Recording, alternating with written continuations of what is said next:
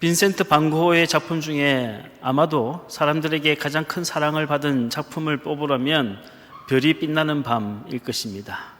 검푸른 하늘에 성광을 따라서 꼬리를 휘감듯이 반짝이는 그런 노란 별은 고흐의 트레이드 마크라고 말할 수 있죠.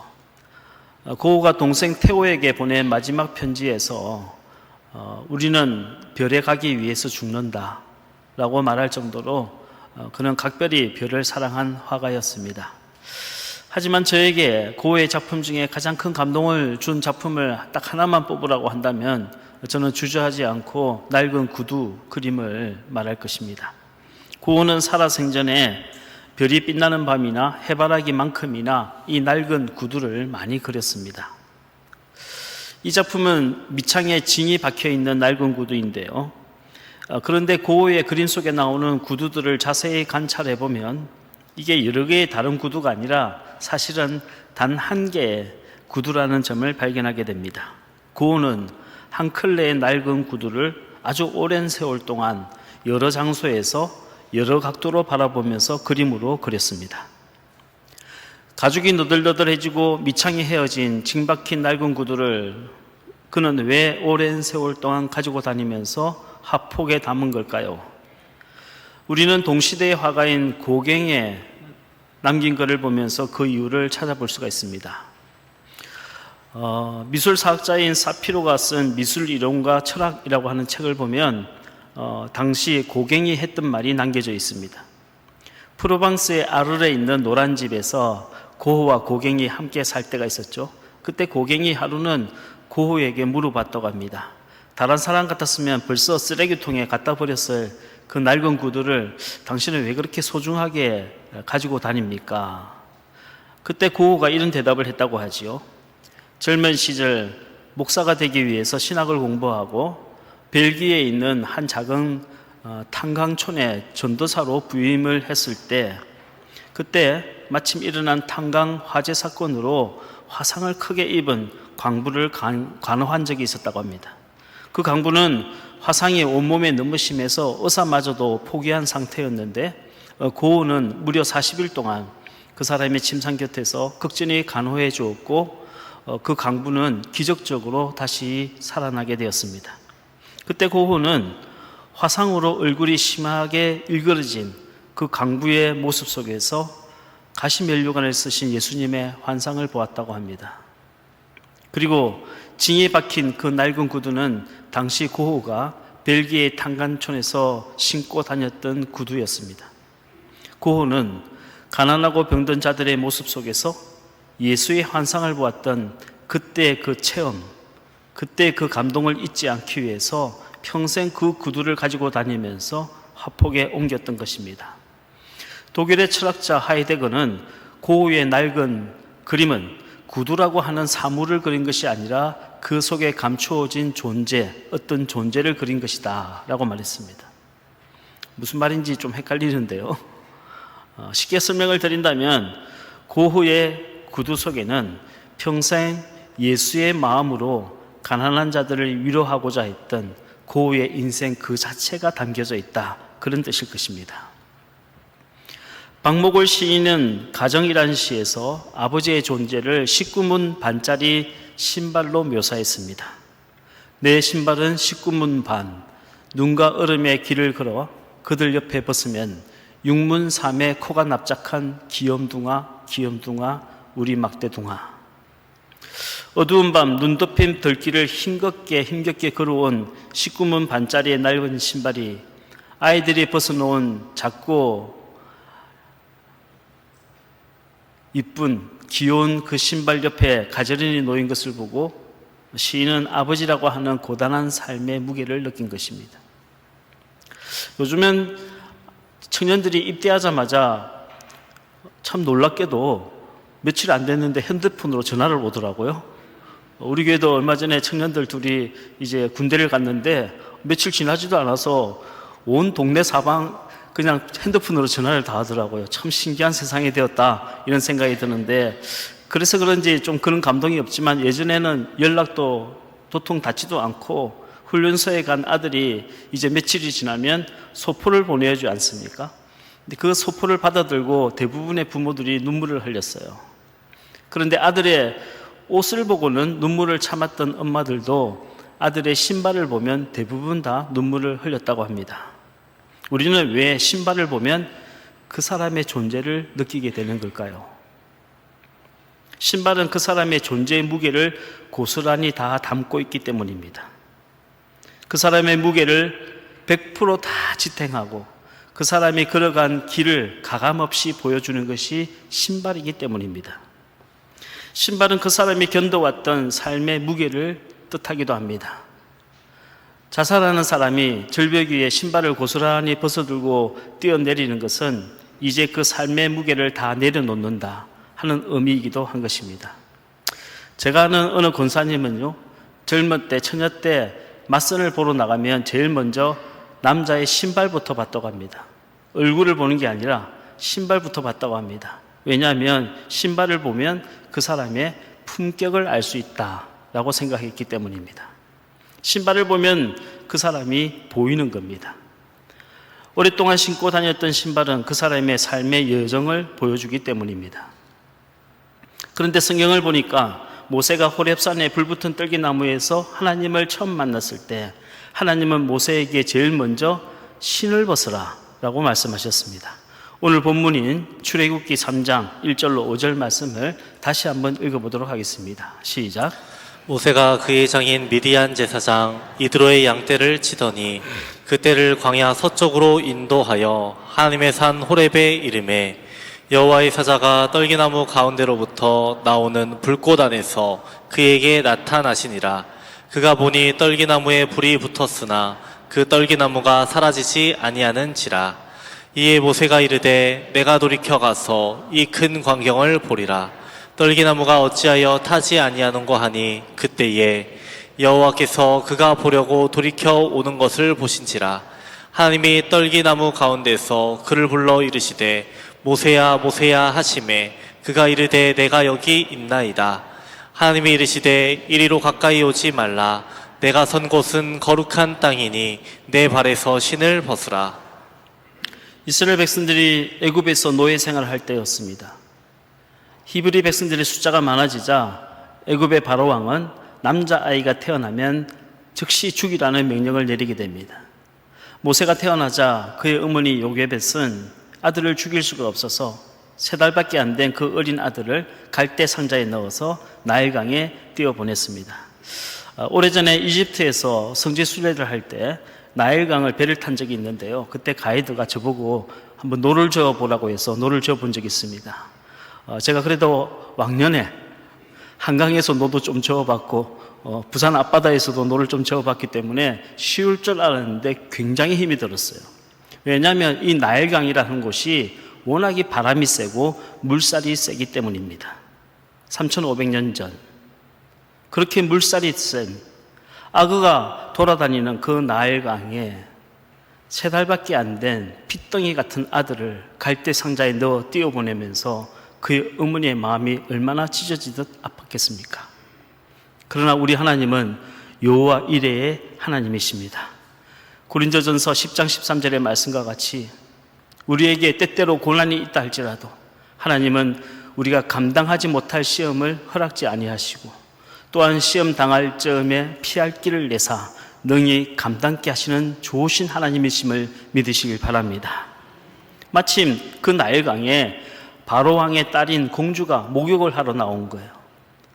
갈대상자가 떠내려와서 살펴보니 그 안에 이쁘장한 남자아이가 있는 겁니다.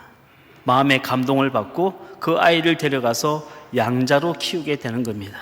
이렇게 해서 모세는 40년 동안 애굽의 궁궐에서 살게 됩니다. 하지만 애굽의 병사가 히브리 노예를 괴롭히는 것을 보고 화를 참지 못하고 그 병사를 때려 죽인 이후에 자신의 죄가 발각될까 두려워서 애굽을 탈출해서 미디안 강야에 숨어 살게 되지요. 모세는 미디안의 제사장 이드로의 딸 십보라와 결혼해서 게르솜이라고 하는 아들을 낳게 됩니다. 게르솜이라고 하는 말은 나그네란 뜻이죠. 내가 타국에 와서 나그네가 되었다라는 고백입니다. 모세는 그곳에서 장인인 이드로의 양을 치고 삽니다. 모세의 심정이 어땠을까요? 내 양도 아니고 장인의 양을 평생 치고 살면서 한때는 모세도 잘 나가던 때가 있었고 야망도 있고 꿈도 있었습니다. 하지만 지금은 실패자에 불과합니다. 하루하루 죽지 못해 사는 인생이고 내 소유는 아무것도 없고 그저 장인의 일이나 도우면서 살아가는 다람쥐 쳇바퀴 돌듯이 의미 없이 살아가는 일상이었던 겁니다. 그런데 하루는 이 양들이 아무 이유도 없이 높은 산에 올라가는 겁니다. 모세는 그 양들을 잡기 위해서 호렙산까지 올라가게 됩니다. 예전에 이스라엘에서 성지순례를 하면서 이 양과 염소가 똑같이 생긴 걸 보고 깜짝 놀란 적이 있습니다. 우리나라에서는 금방 알아보지 않습니까? 양은 흰색이고 염소는 다 검정색이잖아요. 그런데 이스라엘에 가보시면 양이나 염소나 다 회색입니다. 게다가 털도 다 똑같이 굽슬굽슬하게 생겨서 이게 도대체 뭐가 양인지 염소인지 구분이 안 가는 겁니다. 그런데 그 양을 치는 목자가 양과 염소를 구별하는 방법을 가르쳐 주더라고요. 첫째, 양은 꼬리가 땅을 향해서 축 처져 있습니다. 하지만 염소는 꼬리가 하늘을 향해서 쫑긋 세워져 있습니다. 두 번째, 양은 낮은 평지를 다니는 것을 좋아합니다. 하지만 염소는 본능적으로 높은 산에 올라가는 걸 좋아합니다. 한마디로 겸손한 것은 양이고 교만한 것은 염소인 겁니다. 마태복음 25장을 보면 예수님께서 마지막 때에 심판하시면서 양은 오른쪽에 염소는 왼편에 두지 않습니까? 이 양은 구원받은 백성을 상징하고 염소는 심판받을 죄인들을 상징하거든요. 무슨 의미냐? 겸손한 사람이 결국 구원받는다는 겁니다. 교만한 사람은 염소와 같이 심판받게 된다는 겁니다. 저와 여러분, 온유하고 겸손합시다. 하나님 앞에서도 사람 앞에서도 늘 자신을 드러내기보다는 낮은 곳에 자신을 둘 줄 아는, 그래서 구원받는 양과 같은 거룩한 성도들 되시기를 주의 이름으로 축복합니다. 보십시오. 양은 본성상 높은 곳에 올라가지 않습니다. 그런데 그날은 참 신기한 날이었어요. 이 양떼들이 계속해서 높은 호렙산으로 올라가는 겁니다. 호렙산은, 이 호렙이라고 하는 말은 가장 높다, 하이스트라는 뜻이거든요. 원래 이름은 시내산입니다. 시나이 반도에 있는 산이라고 해서 시내산에 있는 가장 높은 산이라고 해서 호렙산이라고 부르는데, 이 산이 훗날 모세가 하나님을 만나고 돌판에 새겨진 십계명을 받은 곳입니다. 호렙산은 해발 2,500m가 넘습니다. 우리나라에서 제일 높은 산이 한반도에서 백두산 아닙니까? 백두산이 250m예요. 그만큼 높이가 있는 곳입니다. 한라산이 1100고지니까 한라산보다 2배로 높은 산이에요. 그런 곳에 양들이 올라가고 있다. 도무지 있을 수가 없는 정말 신비한 광경이었던 겁니다. 모세가 그 양들을 쫓아서 올라가 봤더니 불붙은 떨기나무가 보였습니다. 신기한 것은 불은 붙었는데 시간이 지나가도 나무가, 가지가 불타지 않는 겁니다. 소멸되지 않는 겁니다. 이 신기한 광경을 더 자세히 보려고 모세가 다가가자 불붙은 떨기나무에서 하나님의 음성이 들렸습니다. 모세야, 모세야, 이리로 오지 마라. 네가 선 곳은 거룩한 땅이니 네 신을 벗으라 하고 말씀하셨습니다.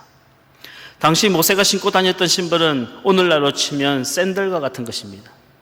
모래 광야에서 다니기가 용이하고 통풍이 잘 되어서 땀이 차지 않는 그런 신발입니다. 모세가 다녔던 그곳은 우리처럼 황토가 있는 곳이 아니에요. 다 자갈밭이고 돌짝밭입니다. 이 신발이 없이는 목자는 하루 종일 양떼를 칠 수가 없는 겁니다. 하루 종일 광야를 다니면서 양떼를 쳐야 하는 목자에게 신발은 가장 절대적으로 필요한 요소인 겁니다. 이것만은 꼭 필요하다고, 이것 없으면 절대로 못 산다고 하면 하나님이 제일 먼저 그거부터 내려놓아 봐라고 우리에게 말씀하시는 겁니다. 그렇게 함으로써 우리에게 정말로 필요한 것은 돈도 아니고 명예도 아니고 그렇다고 자식도 아니고, 우리에게 정말로 필요한 것은 우리의 생명의 주인 되신 하나님이란 사실을 우리에게 가르쳐 주시는 겁니다. 사랑하는 성도 여러분, 우리가 다 가진다 한들 목숨을 잃으면 무슨 소용이 있겠습니까? 오늘 이 시간에도 우리의 생명줄을 붙들고 계신 하나님, 그 하나님 앞에 믿음으로 나가시는 저와 여러분 되시기를 주의 이름으로 축원합니다. 하나님은 그날 왜 모세에게 신을 벗으라고 말씀하신 걸까요? 첫 번째, 네가 선 땅은 거룩한 땅이니 신을 벗어라 라고 말씀하셨습니다. 오늘 본문 출애굽기 3장 5절 말씀을 다시 한번 읽겠습니다. 시작.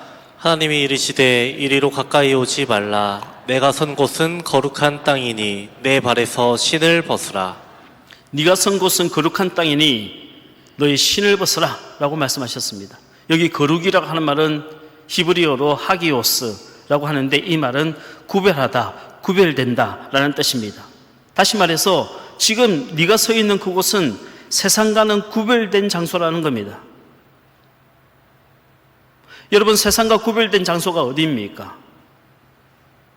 인간이 살아계신 하나님을 만나는 곳이 구별된 장소입니다. 그렇다면 인간은 언제 하나님을 만날 수 있습니까? 내가 연약하다는 것을 인정할 때, 내 힘으로는 안 된다는 것을 인정할 때, 그때 하나님을 만나게 되는 겁니다. 인간은 아직도 내 방법이 남아있고 내 능력으로 할 수 있다고 생각할 때, 하나님 없이도 내가 충분히 할 수 있다고 생각할 때는 옆에서 아무리 전도를 해도, 아니 기적을 보아줘도 하나님 믿지 않습니다. 그래서 시편 119편에서는 고난당한 것이 오히려 나에게 유익이다, 이로 말미암아 내가 여호와의 율례를 배우게 되었다라고 고백하는 겁니다. 우리가 당하는 모든 고난이 다 유익한 것은 아니에요.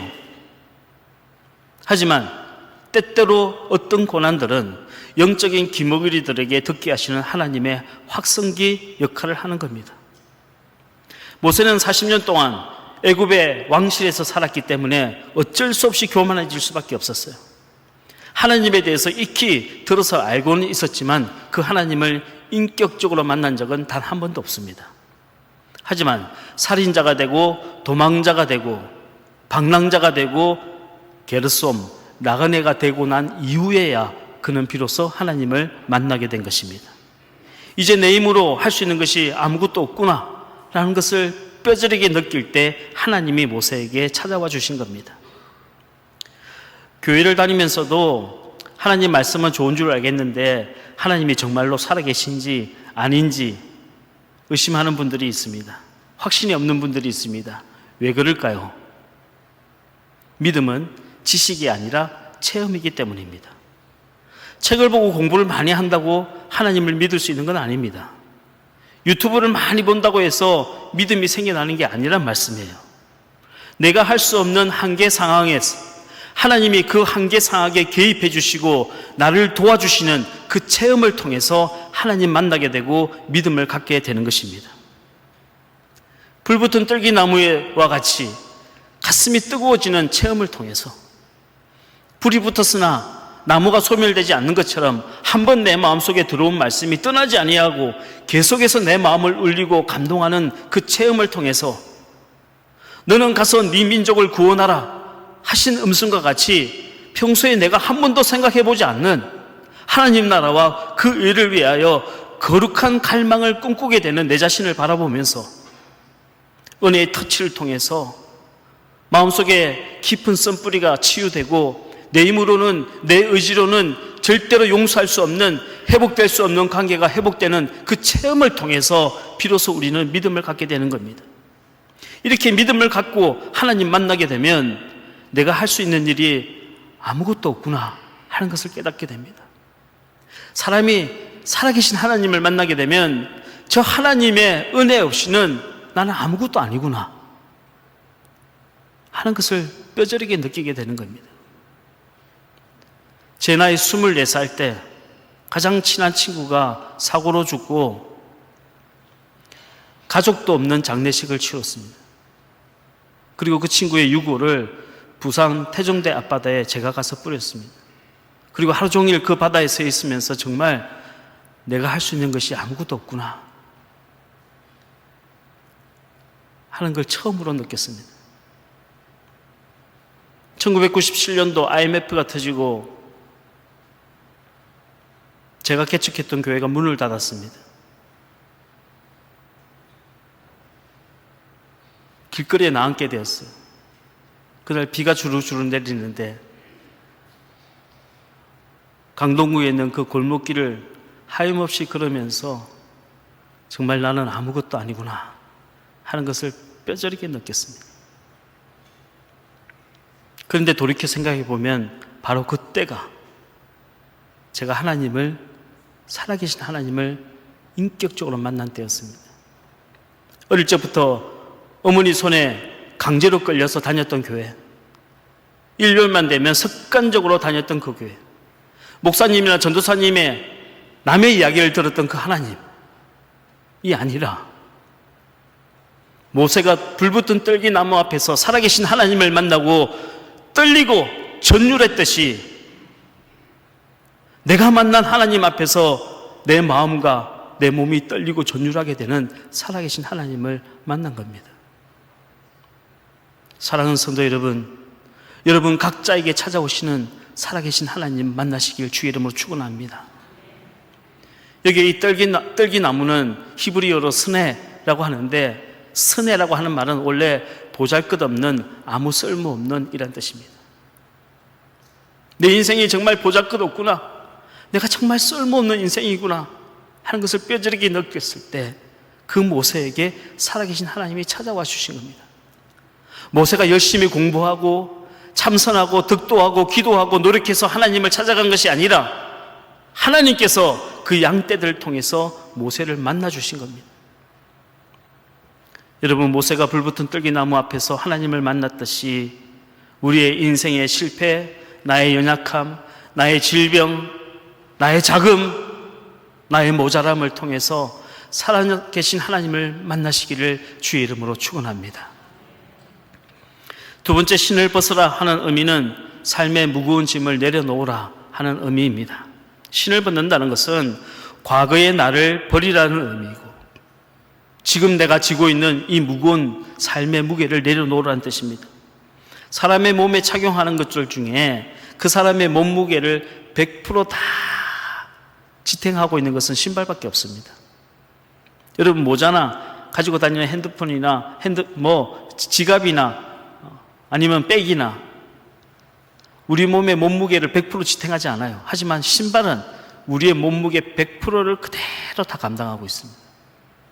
그래서 신발 밑창이 한쪽만 다른 사람을 보면 저 사람이 걸을 때 한쪽으로 기울어져서 걷고 있구나 하는 걸 알 수가 있습니다. 어떤 남자의 낡고 헤어진 구두는 저 사람이 참 어렵고 힘든 과정을 걸어왔구나 하는 것을 보여주기도 합니다. 하나님께서 네가 나를 만나는 그곳에서는 네 신발을 벗으라 라고 말씀하셨습니다. 네가 과거에 어떤 죄를 지었든, 네 마음속에 어떤 상처가 있든, 지금 네가 어떤 문제를 가지고 있든 그 짐을 네가 지려고 하지 말고 내 앞에 가지고 와서 내려놓으라 하고 말씀하시는 겁니다. 여러분, 하나님 앞에 신발을 벗으라는 말이 예배당에 들어올 때 신발 벗고 들어오라 이런 뜻은 아닐 겁니다. 강대상에 올라올 때는 신발 벗고 슬리퍼로 가라. 저는 그게 제일 이해가 안 됩니다. 신발은 안 되고 슬리퍼는 되는 겁니까? 그런 의미는 아닐 거예요. 과거의 상처에 매여있던 너를 버리라는 겁니다. 네 마음속에 그 무거운 짐을 내려놓으라는 겁니다. 어떤 분은 과거의 지은 죄 때문에, 누군가로부터 받은 마음의 상처 때문에 하나님 앞에 신을 벗지 못합니다. 마치 하루 종일 빵꾸난 양말 신고 다니다가 저녁 먹으러 식당 갔는데 하필이면 그 식당에 신발 벗고 들어가는데, 그래서 그 신발 벗지를 못해서 식당에서 나오는 것처럼 하나님 앞에까지 왔다가 내가 받은 그 상처 때문에, 감추어진 나의 그 죄 때문에 하나님 앞에 나오지 못하고 다시 돌아가는 사람들이 있다는 겁니다. 하지만 여러분, 우리가 아무리 더럽고 추한 냄새나는 발을 가졌다 할지라도, 아니 빵꾸난 양말을 신고 다닌다 할지라도, 그 옛날 예수님께서 제자들의 더러운 발을 닦아주셨듯이 오늘도 우리를 위하여 십자가에서 흘려주신 그 보혈의 피로 우리의 모든 더러운 죄와 허물을 씻어주실 줄로 믿으시길 바랍니다. 보십시오. 법은 죄를 지은 사람에게 벌을 줍니다. 그게 법이잖아요. 물론 간혹 법꾸라지처럼 아주 교묘하게 법을 피해 다니는 사람도 있긴 합니다. 하지만 대체적으로 법은 잘못하면 벌을 주게 됩니다. 도덕과 윤리는 양심의 가책을 줍니다. 법처럼 처벌을 하진 않지만 우리 마음속에 양심의 가책을 주는 것이 도덕입니다. 하지만 여러분, 법이나 도덕이 죄를 없앨 수 있습니까?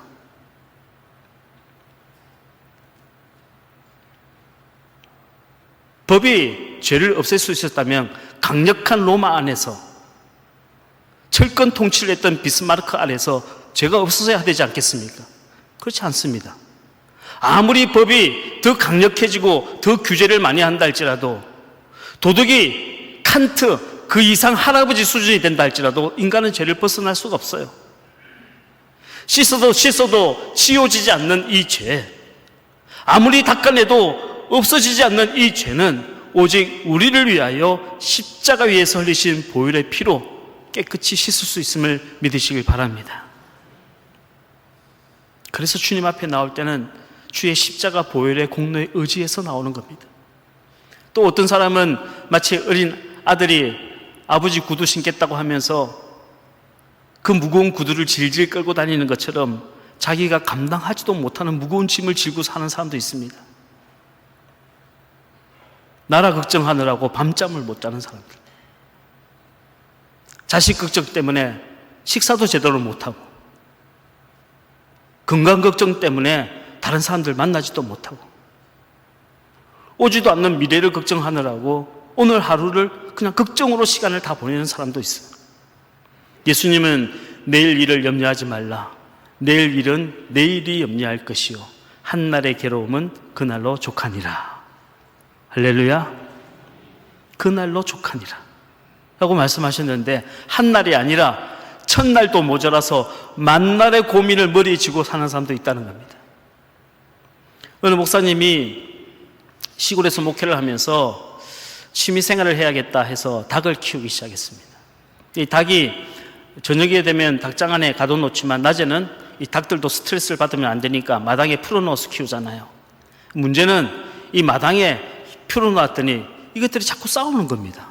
닭들이 서로 막 죽이겠다고 덤벼들어서 부리로 쪼아대는데 이러다가 진짜 닭들이 죽겠다 싶겠더래요. 그래서 싸우지 말라고 말렸는데 닭이 막을 듣겠습니까?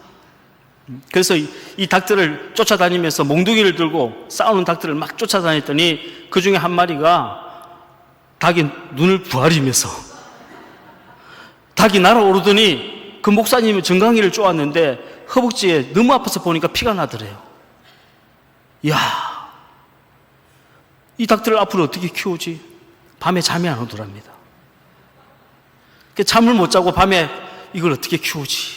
하다가 잠이 안 와서 나가봤더니 닭장에 보니까 낮에 그렇게 죽으라고 싸우던 놈들이 서로 기대어서 너무 평안하게 잠을 자고 있더라는 거예요. 그걸 보는 순간에 결국에는 이렇게 평온하게 돌아올 건데, 저녁이 되면 결국에는 지자리로 돌아올 건데 몽둥이를 들고 설쳤던 자기 자신이 너무 부끄럽게 생각되더라는 겁니다. 여러분 보십시오. 닭 한 마리도 내 마음대로 안 되는 게 인생입니다. 할렐루야. 닭도 여러분 뜻대로 안 돼요. 하물며 여러분 자식들이 여러분 뜻대로 되겠습니까? 닭도 내 마음대로 안 되는데, 여러분 남편들이 여러분 하자는 대로 해줄 것 같습니까? 내가 배 아파서 낳은 내 자식도 내 마음대로 안 되는데, 남이 배 아파서 낳은 자식이, 시어머니가 배 아파서 낳은 그 자식이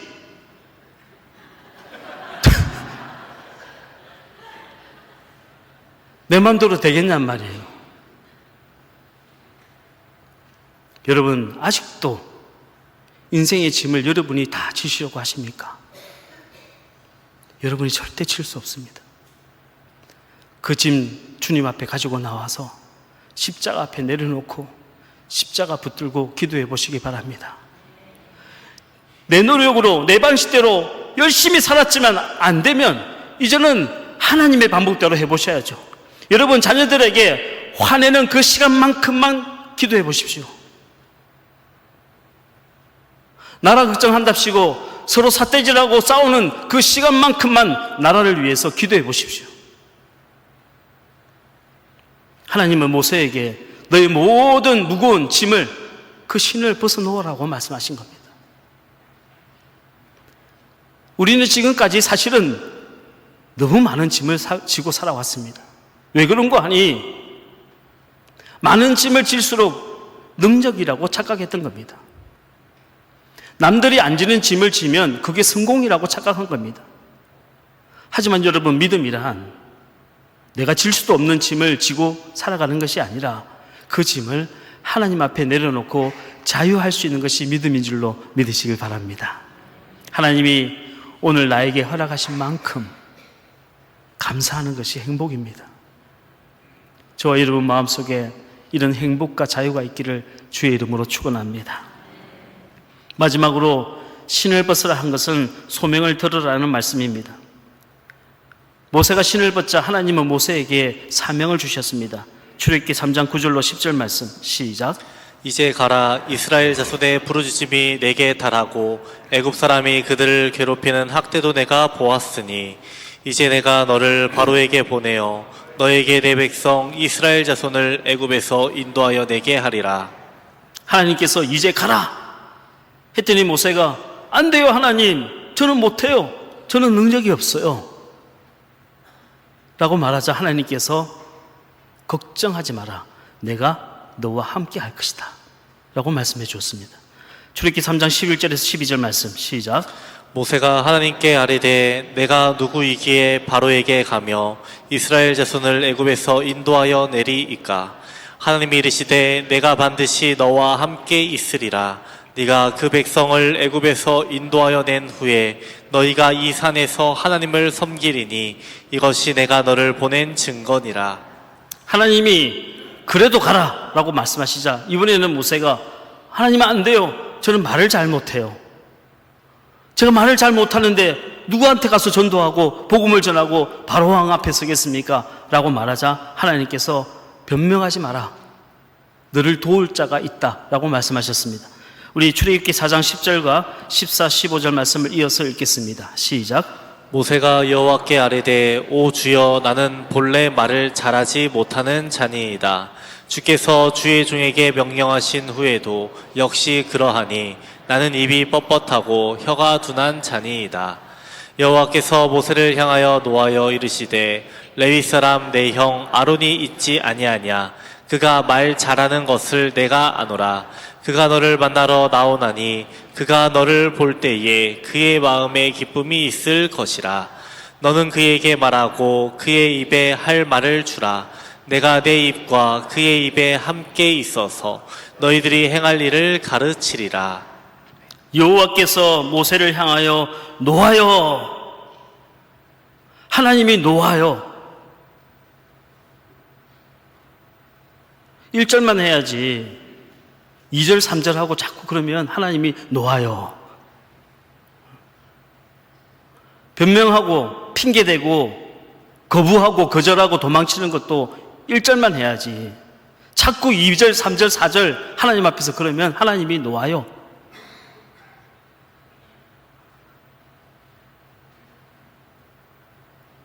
네가 말을 못하면 너보다 말 잘하는 아론을 내가 붙여주마. 주님 말씀하시는 겁니다. 무슨 말입니까? 여러분, 하나님께서 여러분에게 사명을 주실 때는 여호와 일에 모든 것을 예비하신 줄로 믿으시길 바랍니다. 우리가 할 일은 이게 앞으로 어떻게 될까? 갈 수 있을까 못 갈까? 할 수 있을까 못 할까? 염려하는 것이 아니라 하나님의 음성을 듣고 순종하는 겁니다. 사명이라고 하는 말이 영어로 vocation이잖아요. 이 말의 어원이 voice, 하나님의 음성입니다. 사명은 내 능력대로, 내 의지대로 결단하는 것이 아니라 하나님의 음성에 순종하는 겁니다. 여러분, 하나님의 음성이란 것은 육적으로 듣는 음성이 아니에요. 성령께서 내 마음속에 계시는 거로 성령께서 내 마음에 감동을 주시는 믿음의 소리인 겁니다. 여러분, 이 성령님의 보이스, 하나님의 음성에 귀를 기울이시는 성도들이 다 되시기를 주의 이름으로 축원합니다. 어떤 분은 이 설교는 내 남편이 들어야 되는데, 이 말씀은 김집사가 꼭 들어야 되는데 하필 김집사가 오늘 교회를 안 왔네? 이렇게 생각하시는데, 여러분, 소명은 나에게 주신 말씀이지 딴 사람 들으라고 주신 말씀이 아니에요. 어떤 사람들은 인생을 아무 의미 없이 허비하고 살고 되는 대로 살고, 어떤 사람들은 인생은 쾌락이라고 하면서 즐기면서 살아가지만 저와 여러분은 인생 사명으로 사는 줄로 믿으시길 바랍니다. 그리스도인은 사명으로 사는 겁니다. 여러분, 사명 잃어버리면 믿음도 잃어버립니다. 여러분, 삶의 작은 한 부분이라도 사명을 위해서 사십시오. 여러분이 가진 재능, 작은 것 하나라도 하나님의 영광을 위해서 쓰십시오. 그것이 내 성공을 자랑하는 것보다 천배 만배 귀한 겁니다. 누굴 만나든 예수의 사랑으로 물들이시길 바랍니다. 그것이 그 사람 1,000,000원 도와주고 1억 도와주는 것보다 훨씬 더 귀한 일이에요. 나라를 구하는 것만이 귀한 사명이 아닙니다. 다른 사람을 도와주고 위로하는 것이 귀한 사명입니다. 우리 교인들 중에 아픈 환자들 위해서 기도해주고 따뜻한 밥 한 끼 사드리고 가족을 위해서 봉사하는 것이 나라를 구하는 것만큼이나 귀한 사명인 줄로 믿으시길 바랍니다. 어떤 분들은 한때 사명 잘 감당하다가 사명이 끝난 이후로 추한 모습으로 돌아가는 경우가 왕왕 있습니다. 왜 그럴까요? 훌륭한 사람이 따로 있는 것이 아니라 사명이 우리를 훌륭하게 만들어주기 때문입니다. 사명을 잃어버리면 그 사람은 본능만 남게 됩니다.